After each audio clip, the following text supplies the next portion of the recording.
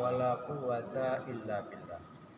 Amma ba'du, fa yaqulu Allah ta'ala fi kitabil karim wal asri innal insana lafi husrin illal ladzina amanu wa amilus solihat wa tawassaw bil haqq wa tawassaw bis sabr. Hadirin bapak-bapak jamaah salat maghrib Masjid Nur Abdillah yang dimuliakan Allah Subhanahu wa taala. Alhamdulillah sore ini kita telah melaksanakan ibadah salat maghrib. Salat ini perintah Allah yang harus kita lakukan dengan sempurna. Tidak boleh salat ini main-main. Menghadap Allah dengan pakaian yang sempurna, dengan pakaian yang terbaik yang Allah katakan dalam Al-Quran, dalam firman-Nya, khudzu zinatakum inda kulli masjid. Ambil perhiasanmu, artinya pakaianmu yang terbaik ketika engkau hendak menghadap Allah. Ya. Jadi kalau mau sholat pakaiannya mesti lebih bagus daripada pakaian kondangan. Kita ada undangan perkawinan di gedung yang mewah. Kita pasti pakai pakaian yang bagus-bagus, betul? Pakaian yang wangi, betul? Ketika kita dipanggil Allah, rumah terbaik adalah masjid. Khairul biqa masajiduha. Tempat pertemuan yang terbaik adalah masjid. Jadi kalau tempat yang terbaik lebih baik dari istana. Lebih baik dari istana. Maka ketika kita ke istana pakaian kita rapi, nggak ada yang pakai kaos oblong, nggak ada yang pakai kaos bola, rapi-rapi, sepatunya licin, rambutnya rapi. Kenapa? Ke istana. Padahal istana itu dibanding masjid nggak ada apa-apanya.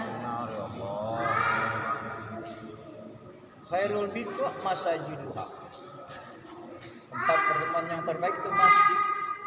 Jadi ketika kita menghadap Allah, kita harus rapi sempurna. Ya kan? Wailul lil musallin. Neraka wail bagi orang yang sholat. Siapa itu? Alladzina an sholatim sahu. Orang yang sholat tapi nggak perhatiin sholatnya. Maaf, akhlaknya pada Allah nggak ada. Ya, sholat asal sholat aja, yang penting gue sholat. Padahal bukan yang penting gue sholat tuh penting buat gue. Beda kan ya? Yang penting gue sholat, sama sholat penting buat gue, mana bedanya? Beda, yang penting gue sholat tuh nggak ada apa-apanya tuh sholat, berarti sholat asal yang hancur-hancuran. Tapi kalau bilang sholat tuh penting buat gue, pasti dia jaga sholatnya dengan baik, ya kan? Dia sempurnakan sholatnya dengan baik, nggak asal-asalan. Berarti, ya, semua pakaian kita yang bagus-bagus Allah yang kasih, ya kan? Tapi kenapa giliran ngadep Allah kita pakai pakaian sembarangan? Makanya Allah bilang wal asri, demi masa, demi waktu, innal insana lafi husrin. Sesungguhnya manusia ada dalam kerugian. Bapak-bapak, kalau satu perusahaan bilang tahun ini kita rugi, pasti ketahuan tuh ruginya berapa miliar, berapa triliun, ketahuan. Ya, ketahuan nggak? Ketahuan. Ada pedagang mobil bilang tahun ini saya rugi Pak Haji, ketahuan ruginya berapa, betul? Ada pedagang sembako bilang saya rugi hari ini, ketahuan ruginya berapa. Tapi kalau Allah yang bilang manusia dalam kerugian, kira-kira berapa ruginya? 1 triliun? 2 triliun?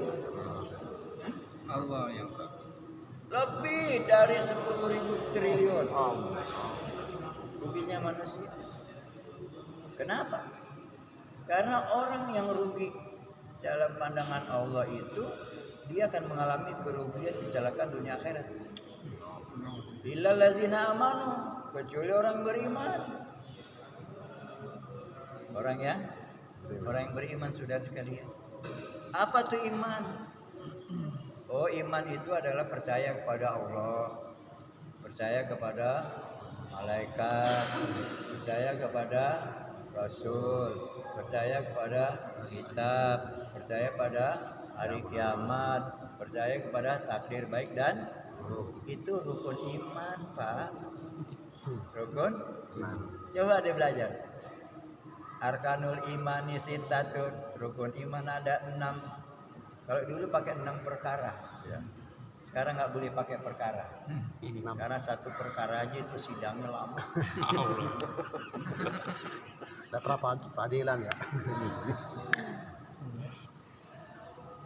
Jadi rukun iman tuh 6. Jadi yang 6 itu rukun. Sedangkan iman itu apa?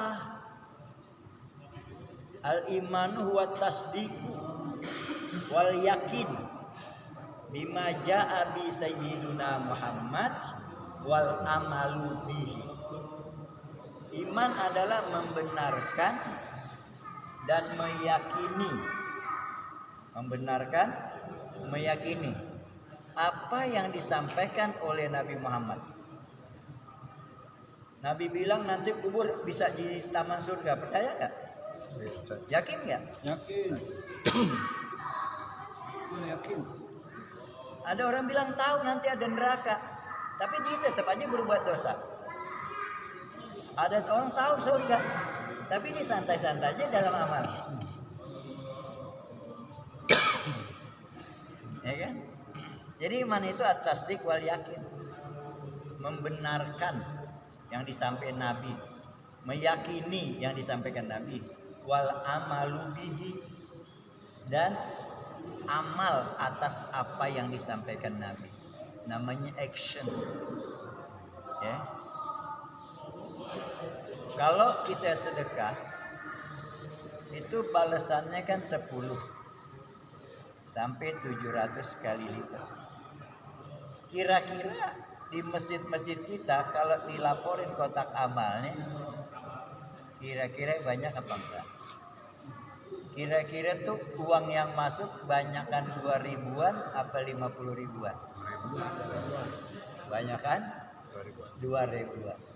Kenapa orang itu kan yakin dapat 10 kali lipat? Kok dia cuma pasang 2 ribu? Pasang? Mestinya kan kalau dapat 10 kali lipat dia pasang 100 ribu. Biar dapat 1 juta. Ya kan? Benar enggak? Tapi 2 ribu. Yang dapatnya cuma 20 ribu. Coba lihat orang main judi slot, masangnya banyak nggak? Banyak. Karena dia bakal dapat banyak. Apalagi di meja judi itu ada yang namanya master apaan? Master judi, ya kan? Pas dia putar, master judi bisa lihat. Ini bakal berhenti di nomor 8, pamanya gitu kan? Pasti dia pasang di nomor 8 tuh. Dia pasang 1 miliar. Kenapa dia pasang 1 miliar? Karena dia yakin bakal berhenti di nomor 8. Nah, orang yang yakin sama dia nih, master gambling namanya dalam bahasa Jawanya. Raja judi, orang yakin pasti ikut pasang di situ nggak? Kenapa? Dia yakin sama dia tuh. Pas dia buka, ceret bener 8. Untung nggak orang yang yakin. Yang nggak yakin, nggak untung. Jadi kalau kamu yakin itu benar yang disampaikan Nabi, lakuin yang benar. Jangan asal-asalan. Sodako 2.000, mikrolet aja yang 2.000 cuma 1 kilo. Iya kan? Rugi nih manusia. Kecuali orang beriman. Siapa itu orang beriman? Orang yang memiliki keyakinan pada apa yang disampaikan Nabi Muhammad SAW. Itulah makanya kita lihat ada orang bangun masjid kayak gini besarnya ini. Ini miliaran. Loh, kenapa kok dibangunkan sayang duit ya? Bener nggak? Mendingan dibikin kolam renang, Setiap hari anak-anak yang masuk bayar 20.000. Untung nggak dia? Tapi dia lagi yakin dengan apa yang disampaikan Nabi Muhammad. Man bana masjidan banallahu lahu baitan fil jannah. Siapa yang bangun satu masjid, Allah bangunkan rumah di surga. Berarti dia yakin dia pasti masuk karena rumahnya udah ada. Dia bikin gede nih supaya nanti anak cucu mantunya kami ikut masuk. Oh, itu karena yakin. Coba nggak yakin, lagi dibangun masjid, nyumbangnya 2.000 juga. Minta kembalian. Udah gitu, udah 2.000 pakai nanya, lama banget nih masjid jadinya. Lu nyumbangnya 2.000. Hah? Ini belajar iman namanya. Gak gampang orang belajar iman yakin, bapak-bapak. Takut. Kalau bapak pengen punya duit banyak, saya pernah belajar iman yakin. Mau punya duit banyak? Mau. Inti mau duit banyak? Itu di kantong inti ada berapa? Buka, keluarin. Terus buang di jalan. Ayo, berani nggak? Kagak. Ya, kagak berani. Dia aja kagak punya duit, nggak berani. Hah? Bapak berani nggak nih?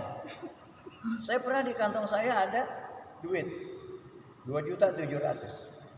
Terus dia bilang, ini mau duit banyak? Ustadz, mau? Beb, yang ada di kantong buang. Jangan inti kasih orang. Kalau inti kasih orang, orang itu bakal bilang, terima kasih Pak, semoga Bapak panjang umur, bergaji berkali-kali, pun gitu. Mati di pesawat, gitu kan. Citylink. Hah? Tapi katanya buang, yes. Nanti tuh yang nerima tuh yang mungut, dia puji Allah. Alhamdulillah. Bukan dipuji binti yang asik. Hah? Bener nggak? Berani nggak buang? Belum berani. Kenapa belum yakin?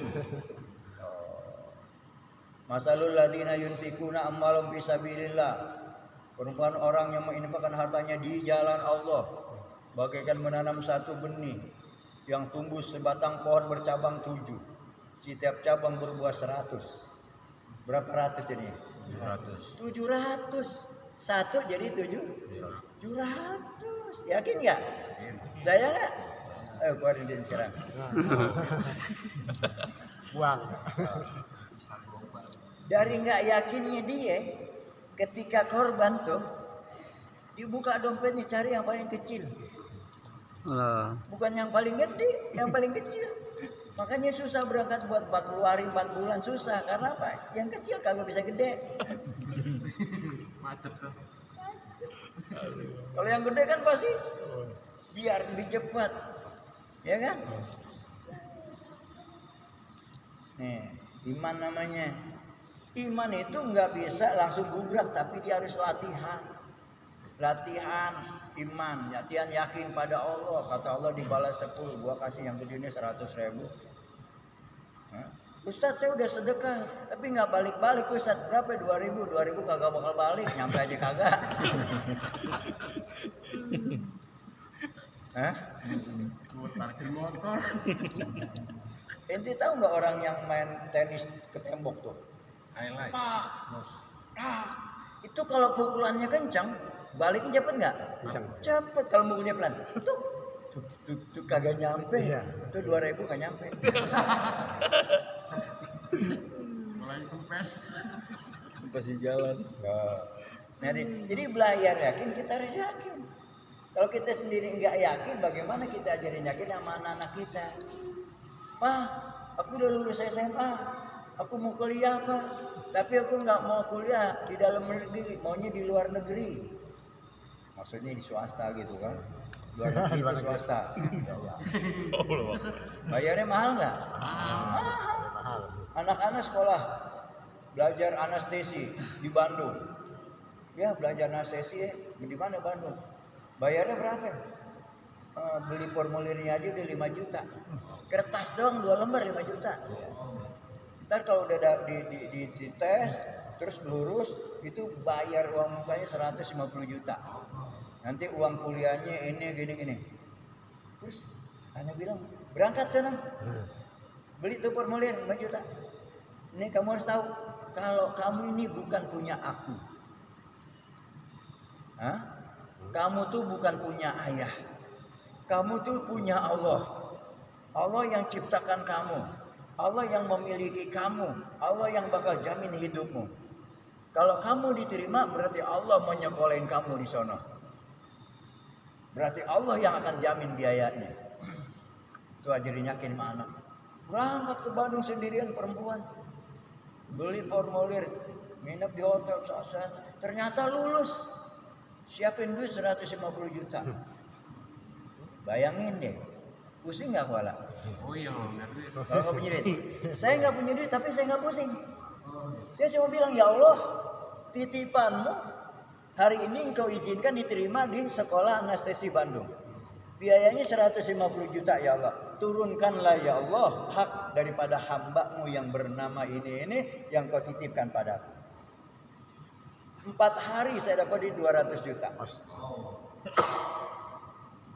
Ada orang minta didoain. Pak Ustadz doain, Pak Ustadz. Istri saya udah lama nggak hamil. Lu emang kagak bisa, Mang? Bisa Ustadz, biasa. Tapi kata dokter istri saya begini. Udah gampang. Ntar Anda bikinin air, Anda bacain doa. Ya kan? Udah, doain deh, minum deh. Anda mintain nama Allah Ta'ala. Udah, gak lama. Istrinya bilang, Papa, aku telat. Telat kemana lo emang? Bahasanya kan telat juga. Girangnya tuh ngasih di 200 juta. Ini 200 juta nih inti nebus anak inti kepada Allah.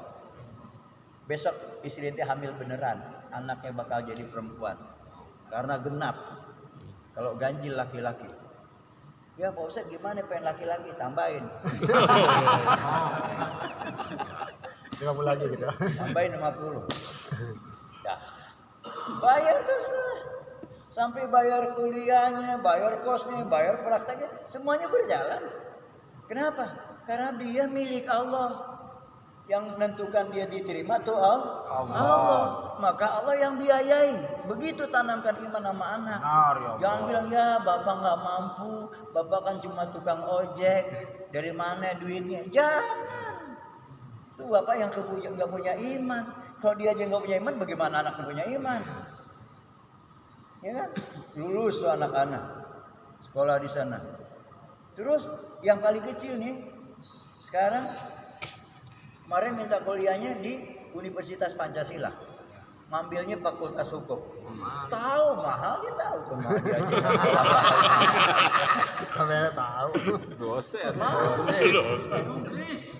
Tapi Anda bilang daftar, beli formulirnya, ikut tes. Kenapa ya kan ayah? Lu jangan lihat ayah lu cuma ustadz. Ayah lu nih punya backing Allah Ta'ala.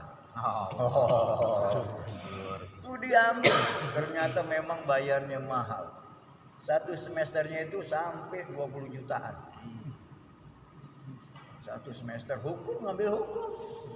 Saya punya anak yang pertama kiai, yang kedua pedagang, yang ketiga dokter anestesi, yang keempat hukum. Jadi kalau saya susah, saya mati, anak saya yang pertama yang doain. Kalau nggak punya duit sama yang pengusaha. Kalau sakit sama yang dokter. Kalau terlibat hukum sama yang ntar besok. Menang banyak. Hah? Terus tuh diterima tuh. Sampai sekarang udah semester 6. Nggak pernah ada kata gagal. Bayar semesternya? Enggak. Kenapa? Emang dia punya Allah.